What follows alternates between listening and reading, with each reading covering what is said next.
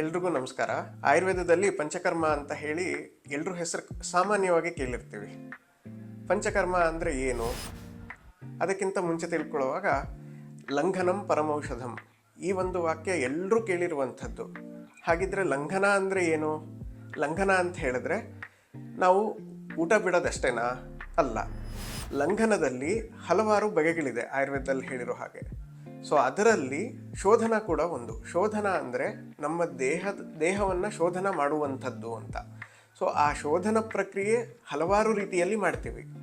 So ಆ ಶೋಧನ ಪ್ರಕ್ರಿಯೆಯ ಭಾಗವಾಗಿ ಪಂಚಕರ್ಮವನ್ನು ನಾವು ತೆಗೆದುಕೊಳ್ತೇವೆ.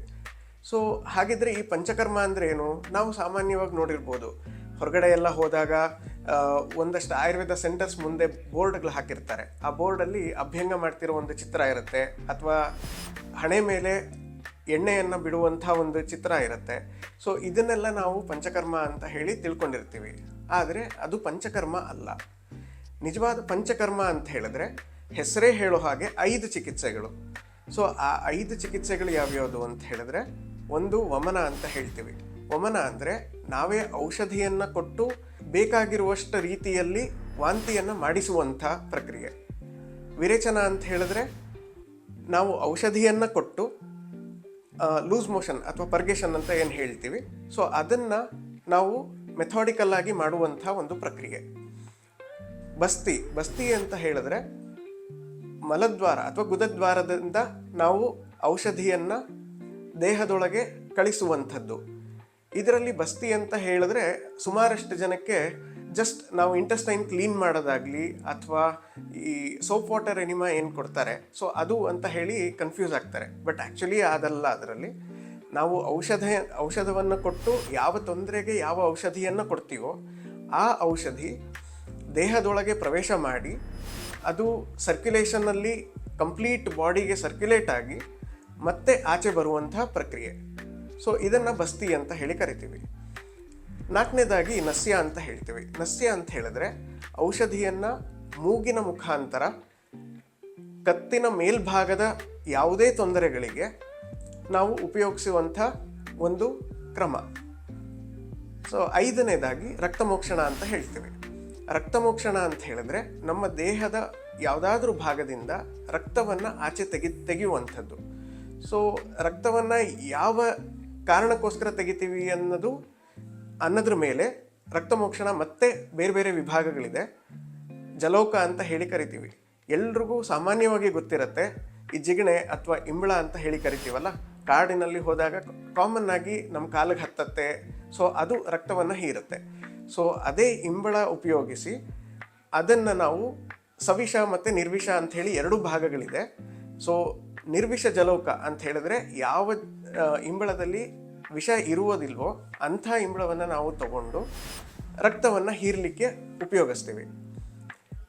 ಅದಲ್ಲದೆ ರಕ್ತಮೋಕ್ಷಣದಲ್ಲಿ ಬೇರೆ ಬೇರೆ ಉಪಕರಣಗಳನ್ನು ಉಪಯೋಗಿಸಿ ಕಪ್ಪಿಂಗ್ ಅಂತ ಹೇಳ್ಬೋದು, ಅಥವಾ ವಿನೆಸೆಕ್ಷನ್ ಈಗ ಕಾಮನ್ ಆಗಿ ನಮಗೆ ತಿಳಿದಿರುವಂಥ ಪದ್ಧತಿಗಳು.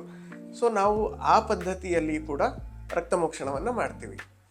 ಸೊ ಈ 5 ಪಂಚಕರ್ಮಗಳು ಏನಿದೆ, ಇದನ್ನು ನಾವು ಎಲ್ಲ ಜನಕ್ಕೂ ಎಲ್ಲ ಪಂಚಕರ್ಮಗಳನ್ನು ಮಾಡಲೇಬೇಕು ಅನ್ನೋ ಒಂದು ಕಂಪಲ್ಷನ್ ಇಲ್ಲ. ಆದರೆ ಯಾರಿಗೆ ಯಾವ ತೊಂದರೆ ಇರುತ್ತೆ ಅದ್ರ ಮೇಲೆ ನಾವು ಆಯಾ ಪಂಚಕರ್ಮಗಳನ್ನು ಸೆಲೆಕ್ಟ್ ಮಾಡಿ ಟ್ರೀಟ್ ಮಾಡಬಹುದು. ಅದೇ ರೀತಿಯಲ್ಲಿ ಪಂಚಕರ್ಮಗಳನ್ನು ಯಾರು ಸ್ವಸ್ಥರಿರ್ತೀವಿ, ಒಂದಷ್ಟು ಸೀಸನ್ ವೈಸ್ ನಾವು ಋತುಗಳು ಅಂತ ಹೇಳ್ತೀವಲ್ಲ, ಸೊ ಆ ಋತುಗಳ ಪ್ರಕಾರ ಬೇರೆ ಬೇರೆ ಪಂಚಕರ್ಮಗಳನ್ನು ನಾವು ಪ್ರಾಕ್ಟೀಸ್ ಮಾಡಬಹುದು. ಸ್ವಸ್ಥರು ಯಾರಿರ್ತೀವಿ, ವರ್ಷಕ್ಕೊಮ್ಮೆ ಆಯಾ ಪರ್ಟಿಕ್ಯುಲರ್ ಋತುವಿನಲ್ಲಿ ನಾವು ಪರ್ಟಿಕ್ಯುಲರ್ ಪಂಚಕರ್ಮ ಚಿಕಿತ್ಸೆಯನ್ನು ತಗೊಂಡಾಗ ಮುಂದೆ ಬರ್ಬೋದಾದಂಥ ಹಲವಾರು ಸಮಸ್ಯೆಗಳಿಂದ ನಾವು ದೂರ ಇರಬಹುದು. ಸೊ ಇದಿಷ್ಟು ಪಂಚಕರ್ಮದ ಉಪಯೋಗಗಳು. ಹಾಗೆ ಪಂಚಕರ್ಮ ಹೇಗೆ ನಮ್ಮ ದೇಹಕ್ಕೆ ಸಹಾಯ ಆಗುತ್ತೆ ಅಥವಾ ಹೇಗೆ ಅದು ವರ್ಕ್ ಆಗುತ್ತೆ ನಮ್ಮ ದೇಹದಲ್ಲಿ ಅಂತ ಕೇಳೋದಾದರೆ, ಸಾಮಾನ್ಯವಾಗಿ ತಿಳಿಸ್ಬೇಕು ಅಂತ ಹೇಳಿದ್ರೆ, ನಾವು ಅಡುಗೆ ಮನೆಯಲ್ಲಿ ಹಲವಾರು ಪಾತ್ರೆಗಳನ್ನು ಉಪಯೋಗಿಸ್ತಿರ್ತೀವಿ. ಯಾವುದಾದ್ರೂ ಪಾತ್ರೆನ ನಾವು ಉಪಯೋಗಿಸೋ ಸಮಯದಲ್ಲಿ ಅದನ್ನು ಈ ಎಣ್ಣೆ ಕರಿಯುವಂಥ ಪ್ರಕ್ರಿಯೆ ಇರ್ಬೋದು, ಅದನ್ನೆಲ್ಲ ಮಾಡಿ ಆದಮೇಲೆ ಸರಿಯಾಗಿ ತೊಳಿದೇ ಇದ್ದು ನಾವು ಅದನ್ನು ಹಾಗೆ 1 ವಾರನೋ 2 ವಾರನೋ ಪಕ್ಕದಲ್ಲಿಟ್ಟು ಅಕಸ್ಮಾತ್ ಏನಾದರೂ ನೆಕ್ಸ್ಟ್ ಅದನ್ನು ನಾವು ಕ್ಲೀನ್ ಮಾಡಬೇಕು ಅಂತ ಹೋದಾಗ ಅಲ್ಲಿ ಏನಾಗುತ್ತೆ, ಆ ಪಾತ್ರೆಯನ್ನು ತೊಳೆಯೋಕ್ಕೆ ಮುಂಚೆ ನಾವು ಫಸ್ಟು ಡಿಟರ್ಜೆಂಟ್ ಹಾಕಿ ನೀರನ್ನು ಹಾಕಿ ಮುಚ್ಚಿಡ್ತೀವಿ, ಅಟ್ಲೀಸ್ಟ್ ಸ್ವಲ್ಪ ಅದು ನೆಂದು ಅಲ್ಲಿರುವಂಥ ಕರೆಗಳೆಲ್ಲ ಏನಿರುತ್ತೆ ಅದು ನೀಟಾಗಿ ಆಚೆಗೆ ಬರಲಿ ಅಂತ ಹೇಳಿ.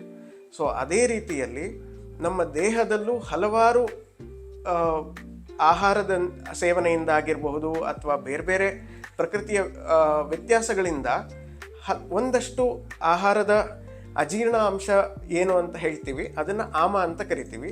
ಜೀರ್ಣ ಸರಿಯಾಗಿ ಆಗದೇ ಇರುವಂಥದ್ದು ಅಥವಾ ಜೀರ್ಣ ಆಗಿಯೂ ಅದು ಯಾವುದೇ ಧಾತುವಿನಲ್ಲಿ ವಿಲೀನ ಆಗದೇ ಇರುವಂಥ ಪದಾರ್ಥಗಳು. ಸೊ ಈ ಎಲ್ಲ ಪದಾರ್ಥಗಳು ಯಾವುದು ರಕ್ತದಲ್ಲಿ ಹರಿತಾ ಇರುತ್ತೆ ಅಥವಾ ಒಂದಷ್ಟು ಸೆಲ್ಸಲ್ಲಿ ಇರುತ್ತೆ. ಸೊ ಈ ಒಂದಷ್ಟು ಪದಾರ್ಥಗಳು ಬೇಡದೇ ಇರುವಂಥದ್ದು ನಾವು ಆಚೆ ತೆಗಿಬೇಕಾದಂಥ ಪ್ರಕ್ರಿಯೆ. ಸೊ ಈ ಪ್ರಕ್ರಿಯೆಯನ್ನು ನಾವು ಪಂಚಕರ್ಮದಲ್ಲಿ ಮಾಡ್ತೇವೆ. ಸೊ ಪಂಚಕರ್ಮದಲ್ಲಿ ನಾವು ಮೇಯ್ನಾಗಿ ಮಾಡುವಂಥದ್ದು ಏನು ಅಂತ ಹೇಳಿದ್ರೆ, ಔಷಧಿಯನ್ನು ಒಳಗೆ ಕೊಟ್ಟು ನ್ಯಾಚುರಲ್ ಓರಿಫೈಸಸ್ ಅಂತ ಏನು ಹೇಳ್ತೀವಿ, ಮನುಷ್ಯನಿಗೆ 9 ನವದ್ವಾರಗಳು ಅಂತ ಏನು ಹೇಳ್ತೀವಲ್ಲ, ಸೊ ಆ ನವದ್ವಾರಗಳಿಂದ ನಾವು ಔಷಧಿಯನ್ನು ಕೊಟ್ಟು ಅದೇ ನವದ್ವಾರಗಳ ಮೂಲಕ ಬೇಡದೇ ಇರುವಂಥ ವಸ್ತುಗಳನ್ನು ಆಚೆಗೆ ತೆಗೆಯೋದು ಪ್ರಕ್ರಿಯೆ ಇದೆಯಲ್ಲ, ಇದನ್ನು ಪಂಚಕರ್ಮ ಅಂತ ಹೇಳ್ತೀವಿ. ಸೊ ಅದೇ ರೀತಿಯಲ್ಲಿ ನಾನು ಆಗಲೇ ಪಾತ್ರೆಯ ಎಕ್ಸಾಂಪಲ್ ಕೊಟ್ಟನಲ್ಲ, ಹಾಗೆಯೇ ನಮ್ಮ ದೇಹದಲ್ಲಿ ಬೇಡದೇ ಇರುವಂಥ ಕಲುಷಿತ ಅಂಶಗಳೇನಿರುತ್ತೆ, ಸೊ ಆ ಅಂಶಗಳನ್ನು ನಾವು ತೆಗೆಯುವಂಥ ಬೇರೆ ಬೇರೆ ರೀತಿಯ ಪ್ರಕ್ರಿಯೆಗಳೇನಿದೆ, ಈ 5 ಪಂಚಕರ್ಮಗಳನ್ನು ಏನು ಹೇಳಿದೆ ಅದಕ್ಕೆ ಸಪೋರ್ಟಿವ್ ಆಗಿ ಇನ್ನೊಂದಷ್ಟು ಟ್ರೀಟ್ಮೆಂಟ್ಸ್ ಇದೆ. ಸೊ ಆ ಟ್ರೀಟ್ಮೆಂಟ್ಸ್ನ ನಾವು ಉಪಕ್ರಮ ಅಂತ ಹೇಳಿ ಕರಿತೀವಿ.